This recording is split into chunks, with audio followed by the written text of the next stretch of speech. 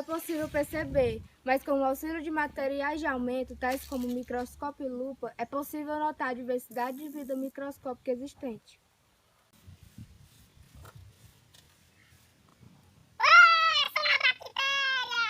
Os micro-organismos aqui presentes têm a mais diversificada variedade e utilizam de seus nutrientes para sobreviver e exercer diversos outros processos.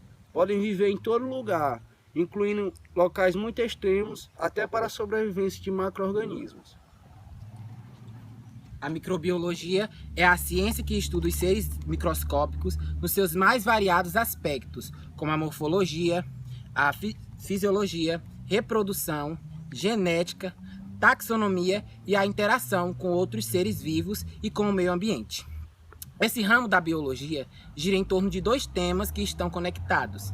O primeiro é o entendimento da natureza e o funcionamento do mundo microbiano, e o segundo é a aplicação deste entendimento acerca da microbiologia para benefício da humanidade e do planeta Terra.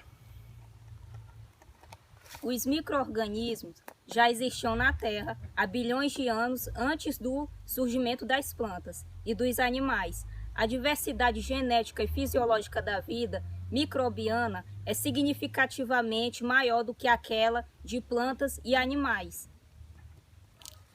Embora os micro-organismos sejam as menores formas de vida, coletivamente eles constituem a maior parte da biomassa da Terra, executam muitas reações químicas essenciais para os organismos superiores. Na ausência dos micro-organismos, as formas de vida superiores nunca teriam surgido e não poderiam ser sustentadas. Nesse sentido, é seguro dizer que nenhuma outra forma de vida é tão importante para o suporte e manutenção da vida na Terra quanto os micro-organismos. Eles são antigos, porém, a microbiologia como ciência é jovem, uma vez que os micro-organismos foram evidenciados há 300 anos e só foram estudados e compreendidos 200 anos depois.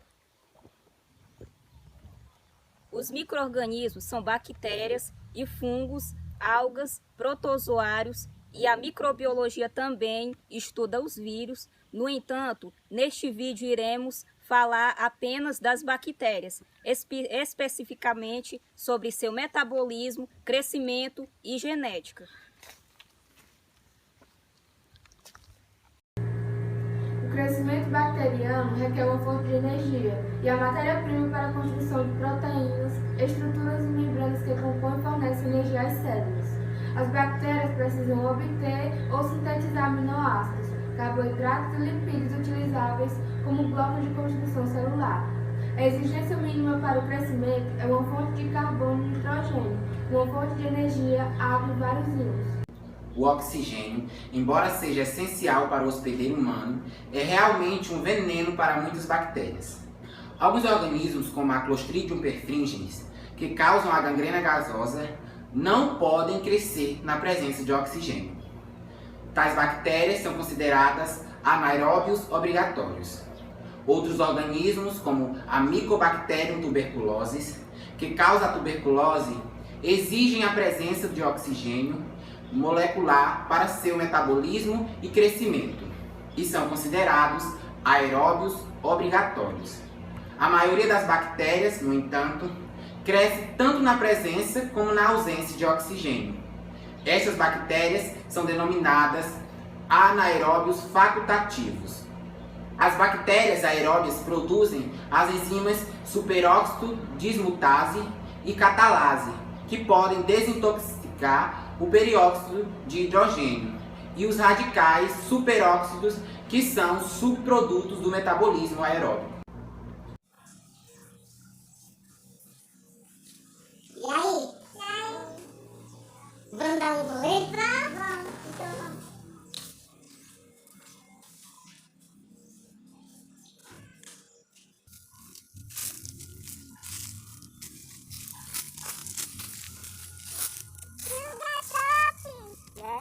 Esse lugar é maneiro. Como é chamado esse lugar? Aqui é o Vegetação Apodrecida. Vocês são novos aqui, de onde é que vocês são? Nós somos do trato gastrointestinal. Qual o nome de vocês? Nós somos as Echerichia coli.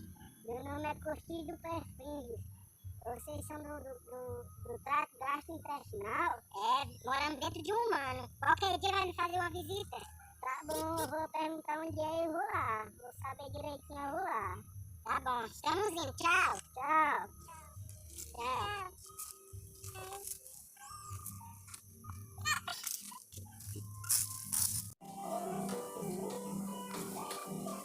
Olha, Clostridium.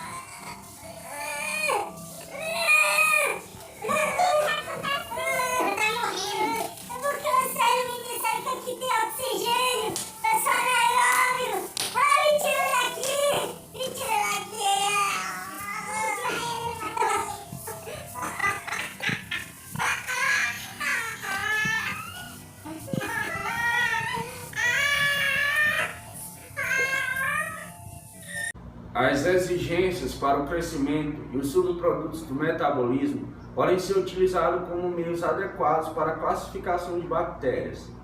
Algumas bactérias, como certas cepas de Escherichia coli, um componente da flora intestinal, podem sintetizar aminoácidos, nucleotídeos, lipídios e carboidratos necessários para o crescimento e divisão celular.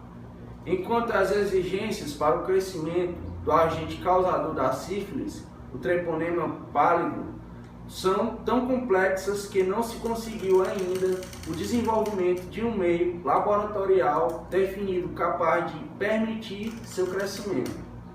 As bactérias que dependem exclusivamente de substâncias químicas inorgânicas, como suas fontes de energia e de carbono, são consideradas autotróficas, litotróficas, enquanto muitas bactérias e animais que exigem fontes de carbono orgânicas são considerados heterotróficos, organotróficos.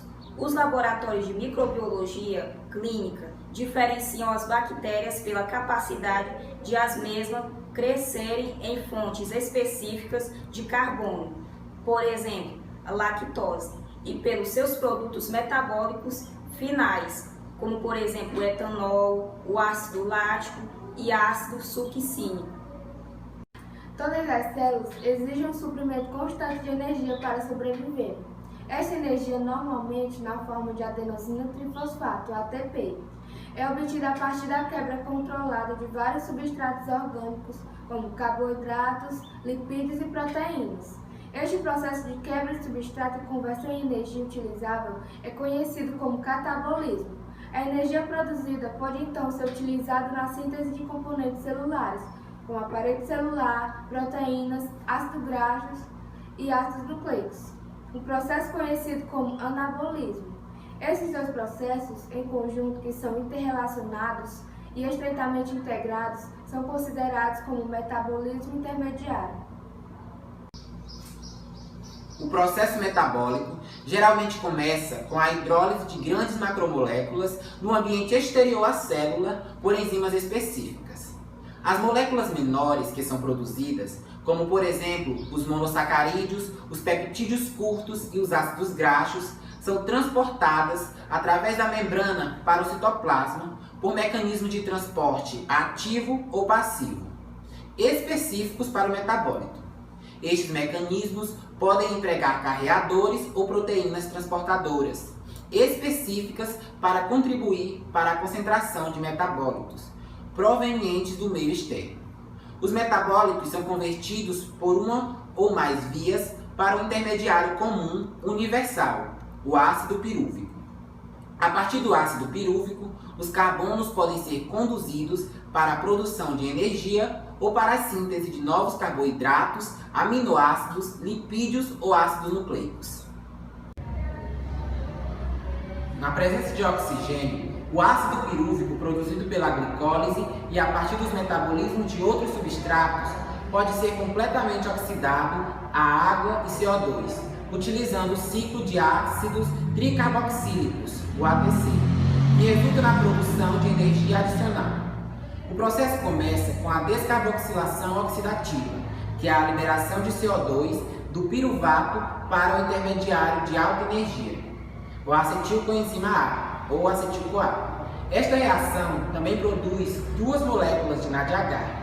Os dois carbonos restantes, derivados do piruvato, entram no ciclo ATC na forma de acetil-CoA pela condensação com o oxalacetato, com a formação de molécula de citrato com 6 carbonos. Em uma série de reações oxidativas em escala, o citrato é reconvertido em oxalacetato. A produção teórica para cada piruvato é de 2 moles de CO2, 3 moles de NADH e 1 mol de flavina adenina dinucleotídeo, o FADH2, e 1 mol de guanosina trifosfato, o GTP. A via final do metabolismo da glicose é conhecida como via da pentose-fosfato ou desvio da hexose-monofosfato. A função desta via é fornecer precursores de ácidos nucleicos e poder redutor da forma de NADPH para ser utilizado na biossíntese.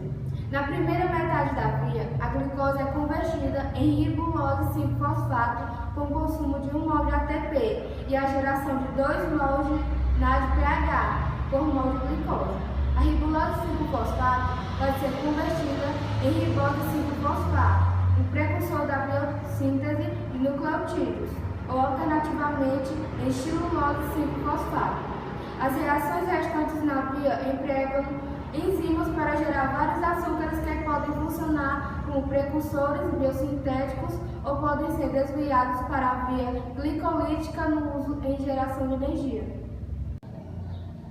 O genoma bacteriano é a coleção total de genes portados por uma bactéria, tanto no seu cromossomo quanto em elementos genéticos extracromossômicos, eventualmente presentes. Os genes são sequências de nucleotídeos que têm uma função biológica. Exemplos são os genes de proteínas estruturais, genes de ácido ribonucleico ribossomal, o RNA, e sítios de reconhecimento e ligação para outras moléculas. Cada genoma contém vários operões que são compostos por genes. As bactérias comumente possuem somente uma cópia de seus cromossomos. São, deste modo, haploides. Adicionalmente, a estrutura do cromossomo bacteriano é mantida por poliaminas. As bactérias podem conter também elementos genéticos extracromossômicos, como plasmídeos ou bacteriófagos, que são os vírus de bactérias. São elementos independentes do cromossomo bacteriano e, em muitos casos, podem ser transferidos de uma célula para outra. A informação presente na memória genética do DNA é transcrita em um RNA mensageiro utilizável para a tradução em proteínas. A síntese de RNA é executada pelo RNA polimerase dependente de DNA. A tradução é um processo pelo qual a linguagem do código genético na forma de RNA mensageiro é convertida em uma sequência de aminoácidos. Cada nome de aminoácido é definido a partir de um conjunto de 3 nucleotídeos, conhecido como códon. Há 64 diferentes combinações de códons, codificando 20 aminoácidos, mais os códons de iniciação e de terminação. As bactérias desenvolveram mecanismos para se adaptar rápida e eficientemente às mudanças e desafios do ambiente. Isto lhes permite coordenar e regular a expressão de genes. Por exemplo, as mudanças de temperatura podem significar entrada no hospedeiro humano e indicar a necessidade de uma mudança global no metabolismo e um aumento da expressão de genes importantes para o parasitismo ou para a virulência.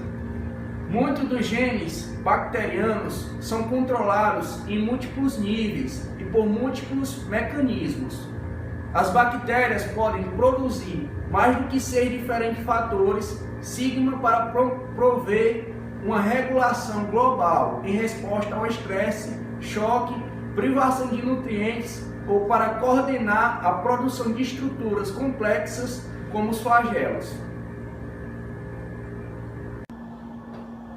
O cromossomo bacteriano é um depósito de informações pelo qual as características das células são definidas e todos os processos celulares são conduzidos. É essencial que essas moléculas sejam replicadas sem erros. A replicação do genoma bacteriano é estabelecida por diversos eventos relacionados à velocidade de crescimento da célula. A replicação do DNA bacteriano é iniciada em uma sequência específica do cromossomo, denominado ORI. O processo de replicação requer muitas enzimas, incluindo a enzima helicase, para desenrolar o cromossomo na origem para expor o DNA, uma enzima primase, para sintetizar iniciadores e iniciar o processo, e a enzima RNA polimerase dependente, que sintetiza uma cópia do DNA, mas somente se há uma sequência iniciadora primer, para ser adicionada especificamente na direção de 5' para 3'. O novo DNA é sintetizado empregando como moldes ambas as fitas do DNA parental. A síntese do novo DNA ocorre em forquilhas de replicação e prossegue bidirecionalmente. Uma fita é copiada continuamente na direção de 5' para 3', enquanto a outra fita deve ser sintetizada em várias peças de DNA se empregando primers. As sequências são interligadas pelas enzimas DNA ligase. A duplicação se completa quando as duas forquilhas de replicação se encontram a 180 graus a partir da origem. O crescimento é um somatório dos processos metabólicos progressivos que normalmente conduz à divisão com produção de duas células filhas a partir de uma. A grande maioria, de fato, divide-se, dando origem a duas células filhas iguais, processo chamado de divisão binária, embora algumas espécies formem brotos que crescem até atingir o tamanho da célula-mãe e então destacam-se. Uma vez iniciado o ciclo, a síntese de DNA deve caminhar para a conclusão, mesmo que todos os nutrientes sejam retirados do mesmo. A duplicação dos cromossomos é iniciada na membrana e o cromossomo de cada célula filha é ancorado em uma parte diferente da membrana. A membrana bacteriana, a síntese de peptidoglicano e a divisão celular estão interligadas de tal forma que a inibição da síntese de peptidoglicano também vai inibir a divisão celular. À medida que a membrana cresce, os cromossomos filhos são separados. O começo da duplicação cromossômica também inicia o processo de divisão celular, que pode ser visualizado pelo princípio da formação do septo entre as duas células filhas. Novos eventos de iniciação podem ocorrer mesmo antes do término da duplicação dos cromossomos e da divisão celular. A síntese de DNA continua até que todos os cromossomos iniciados estejam completos, apesar do efeito prejudicial para a célula. Quando uma determinada bactéria é semeada no meio líquido de composição apropriado e incubada em temperatura adequada, o seu crescimento segue uma curva definida e característica. A curva de crescimento pode ser arbitrariamente dividida em 4 fases, que estão sendo representadas agora nessa imagem. A primeira fase é a fase de lag. Durante essa fase, praticamente não ocorre divisão celular, porém há aumento da massa. A segunda é a fase logarítmica, na qual ocorre divisão regular numa velocidade máxima e constante. A terceira fase é a fase estacionária. Nesta fase, a velocidade de multiplicações diminui gradualmente até que se anule. O número de bactérias presentes por unidade de volume permanece constante por um tempo determinado. E a última fase é a fase de declínio, em que os micro-organismos gradualmente diminuem em número até que a cultura se torne estéril, ou seja, todos os micro-organismos morrem. A duplicação apurada do DNA é importante para a sobrevivência da bactéria, mas podem ocorrer erros e lesões acidentais do DNA. Apesar da eficiência dos sistemas de reparo, podem ocorrer mutações e alterações do DNA. A maioria dessas mutações tem pequenos efeitos na bactéria ou é prejudicial, mas algumas mutações podem aumentar as chances de sobrevivência da bactéria quando são oriundas por influência do ambiente, do hospedeiro ou tratamento. A mutação é qualquer alteração na sequência de base do DNA. Uma única mudança de base pode resultar em transição, na qual uma purina é substituída por outra purina. ou uma pirimidina é substituída por outra pirimidina. Pode ocorrer também uma transação, em que uma purina é substituída por uma pirimidina, ou vice-versa. As mutações podem ocorrer de diversos tipos: mutação silenciosa, mutação missense, de sentido trocado, mutação conservativa, mutação nonsense, mutação condicional. No entanto, mudanças mais drásticas podem ocorrer quando numerosas bases são envolvidas. Um exemplo é a mutação frame-shift. Diversos mecanismos de reparo foram desenvolvidos pelas células bacterianas, minimizando as lesões do DNA. Esses mecanismos de reparo podem ser divididos nos 5 seguintes grupos. Primeiro, reparo direto do DNA. Segundo, reparo por excisão. Terceiro, reparo recombinacional ou pós-duplicação. Quarto, a resposta SOS. E quinto, reparo sujeito a erro. Muitas bactérias, especialmente muitas espécies bacterianas patogênicas, são promíscuas com seus DNAs. A troca de DNA entre as células permite a transferência de genes e características, produzindo novas estirpes de bactérias. Esta troca pode ser vantajosa para a célula receptora, especialmente se o DNA transferido codifica resistência a antibióticos. O DNA transferido pode ser integrado no cromossomo da receptora ou se manter estável como um elemento extracromossômico, como um plasmídio, ou como um vírus bacteriano, um bacteriófago, e passado adiante para as células filhas, como uma unidade de duplicação autônoma. Os plasmídios transportam informações genéticas que pode ou não ser essencial, mas proporcionar vantagem seletiva para a bactéria. Por exemplo, os plasmídios podem codificar a produção de mecanismos de resistência a antibióticos, bacteriocinas, toxinas, determinantes de virulência e outros genes que podem prover a bactéria de vantagens exclusivas de crescimento em relação a outros micróbios ou no interior do hospedeiro.